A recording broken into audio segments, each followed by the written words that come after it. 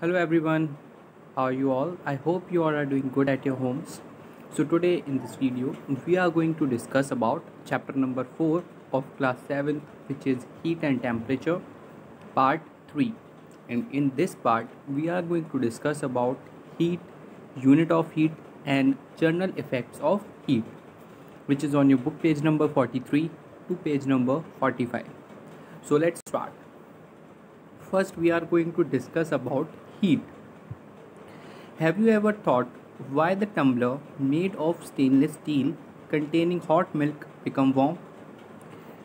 क्या कभी आपने ये नोटिस किया है जिस स्टेनलेस स्टील के बर्तन में हम रखते हैं किसी भी हॉट मिल्क को या किसी भी गर्म चीज़ को तो वो गर्म हो जाता है? ये क्यों होता है? Why is it so?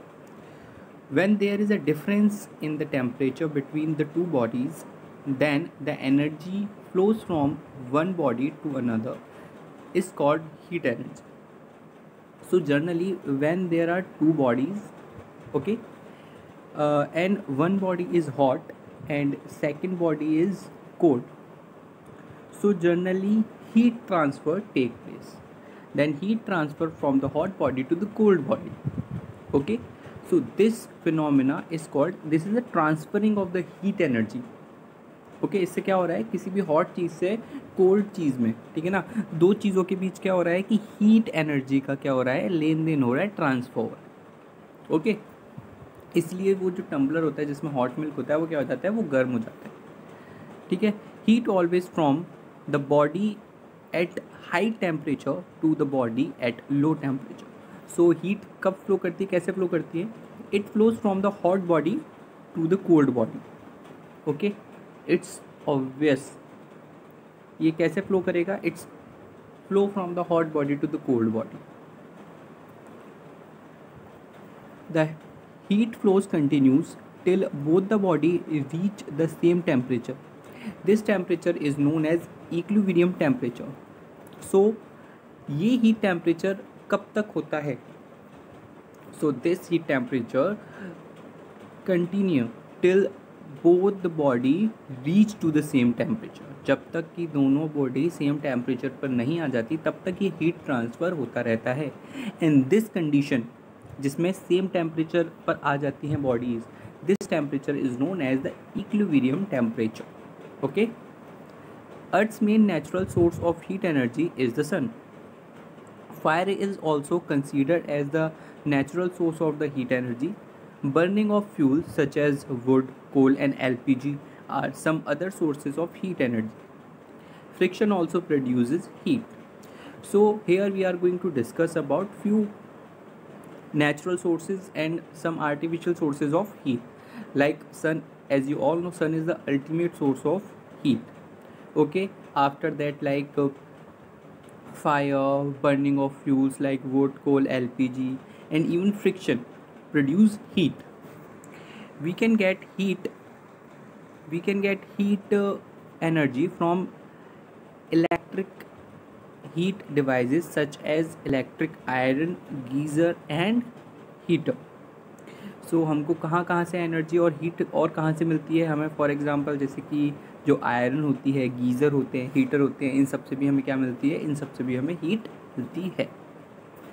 Okay okay, now let's discuss about the unit of heat. कि हीट की यूनिट क्या होती है?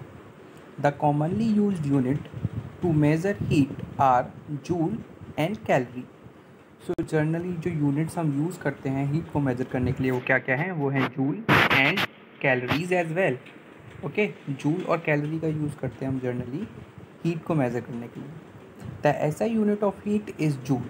और जो ऐसा यूनिट है हीट की वो क्या है? ऐसा यूनिट ऑफ हीट है जूल. जैसा कि हमने प्रीवियस क्लास में स्टडी किया था that what is the SI unit. SI unit क्या होता है? एसआई सिस्टम क्या होता है? एसआई सिस्टम क्या होता है? It is universally accepted system.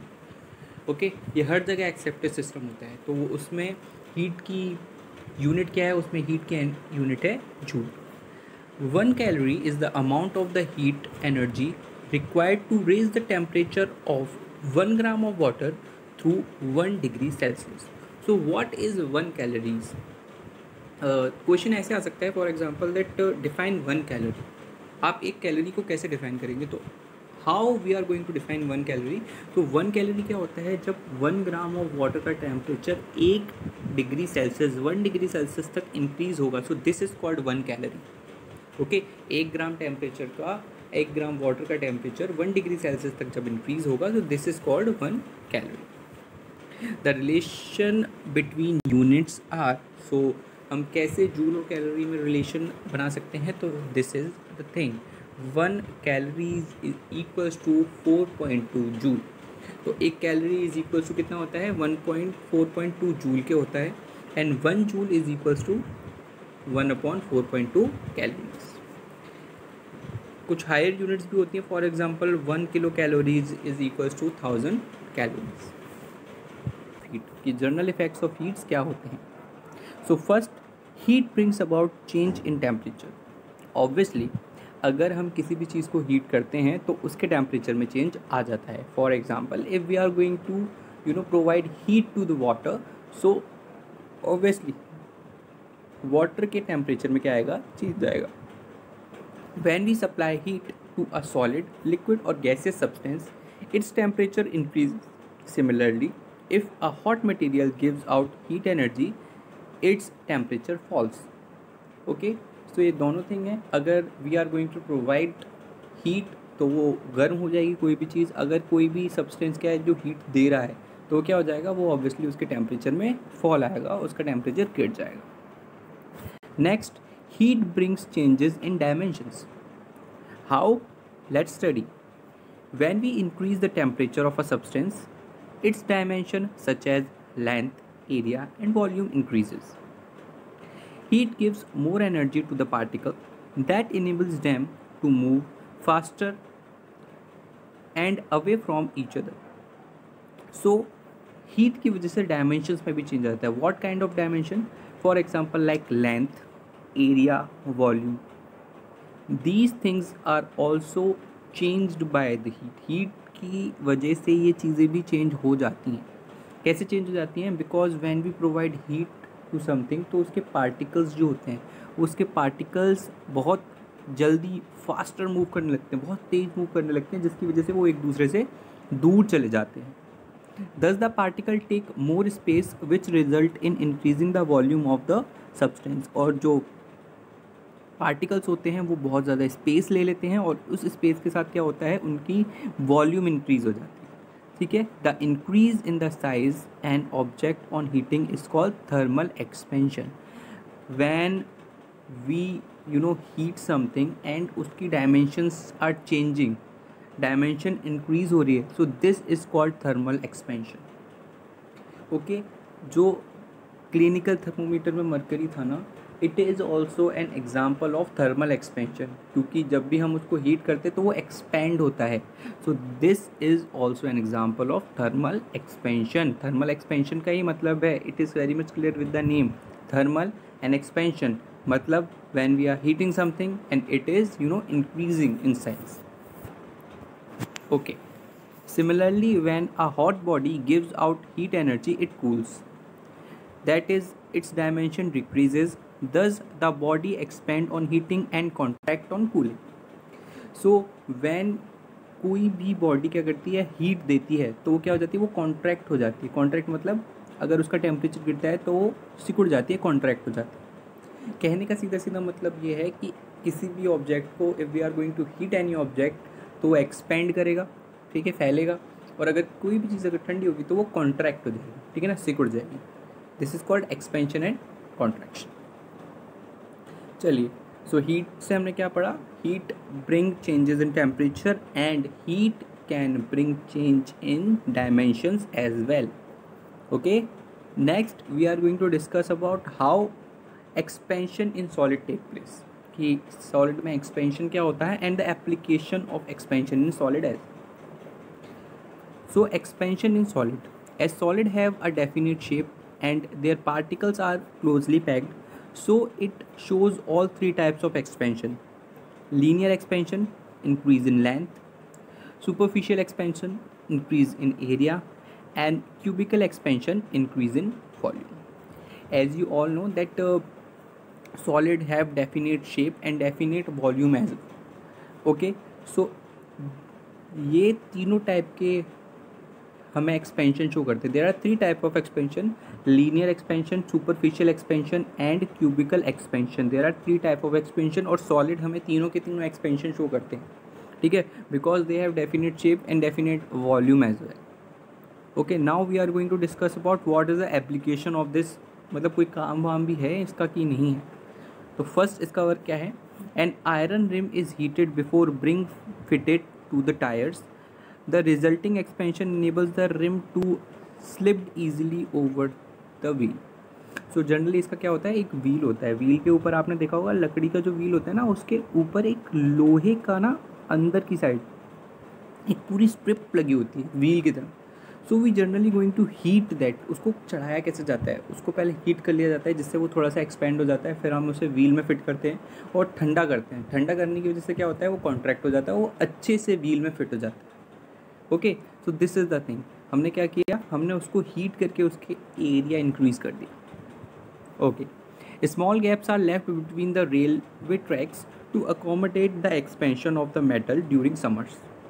अब क्या होता है, एज यू नो कि आपने नोटिस भी किया होगा कि there is a small gap between 2 railway track. 2 railway track के बीच में थोड़ा स्मॉल गैप होता है.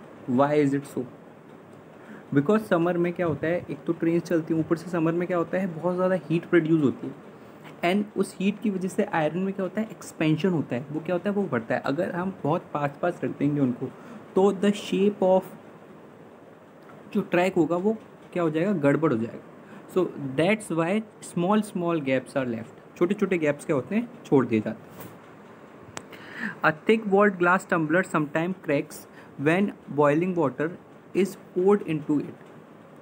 This is due to the rapid expansion of the linear surface of the glass tumbler, then that is the outer surface. तो क्या होता है, कभी कभी जब हम ग्लास टम्बलर में क्या डालते हैं, हॉट वाटर डालते हैं, तो कभी कभी वो क्रैक हो जाता है. वाई इज़ इट सो?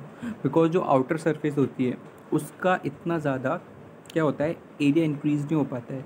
और इनर वाला एरिया क्योंकि वहाँ पर हीट ज़्यादा है तो वो जल्दी इंक्रीज़ होने लगता है, जिसकी वजह से ग्लास क्रैक हो जाता है. Okay, so these are few applications of the expansion in solid. Now we are going to discuss about expansion in liquid. कि liquid में कौन से expansions होते हैं and what are the applications of expansion in solid.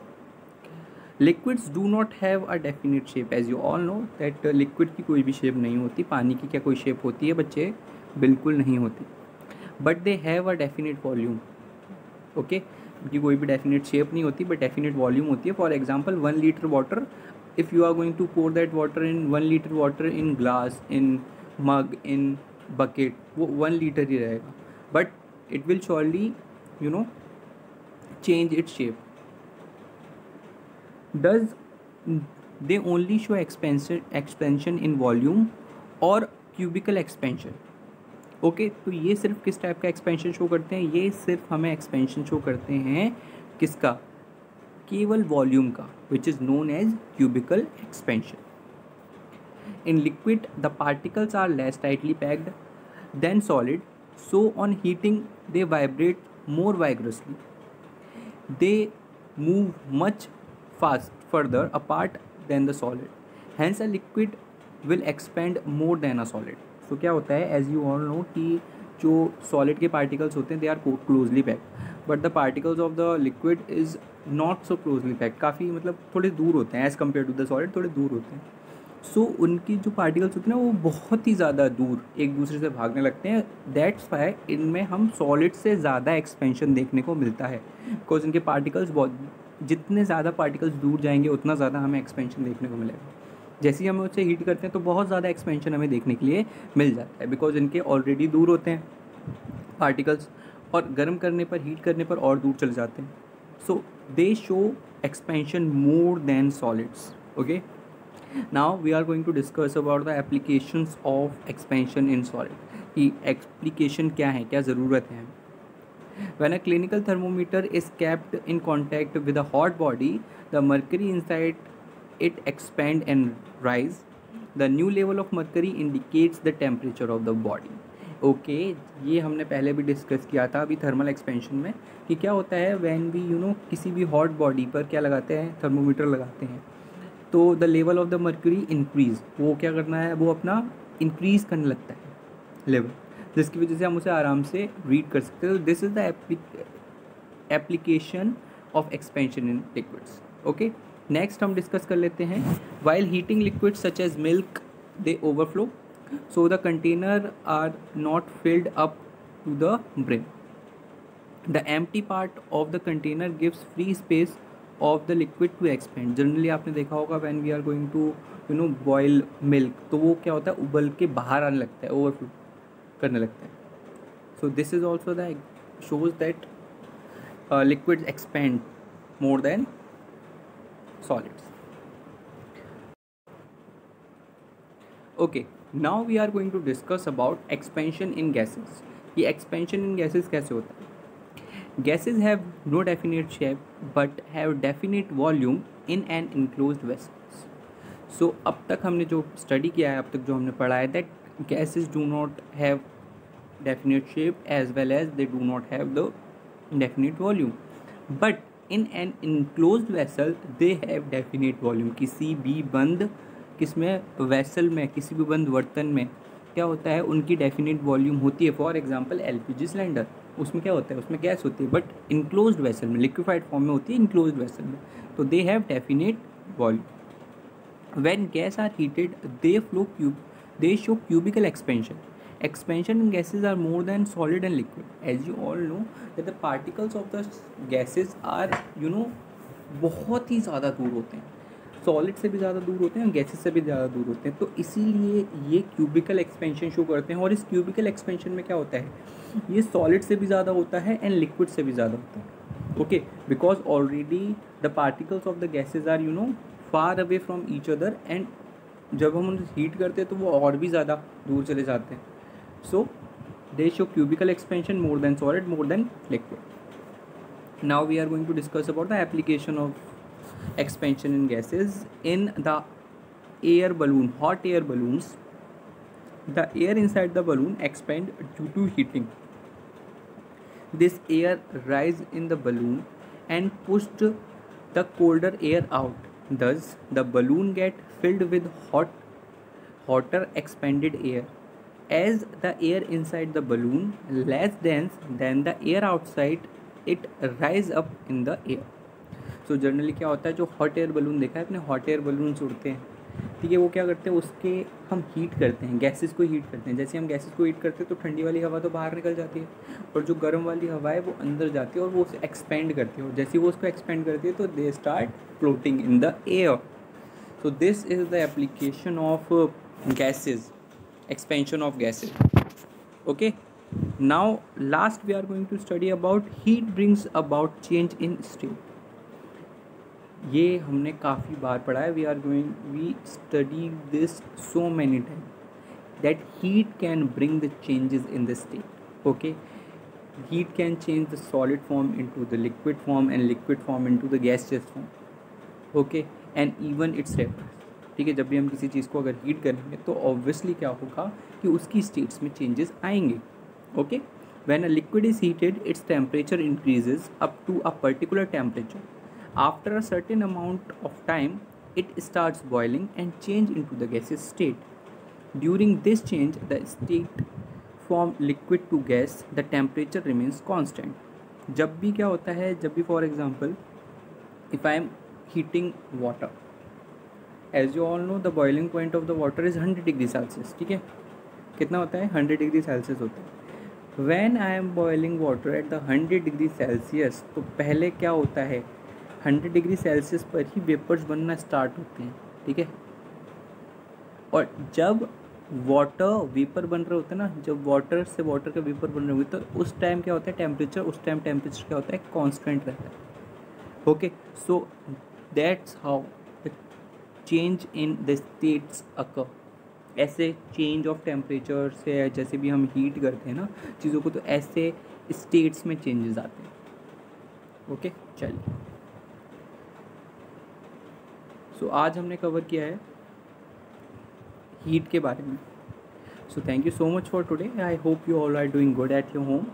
Stay tuned for the further classes. Thank you so much.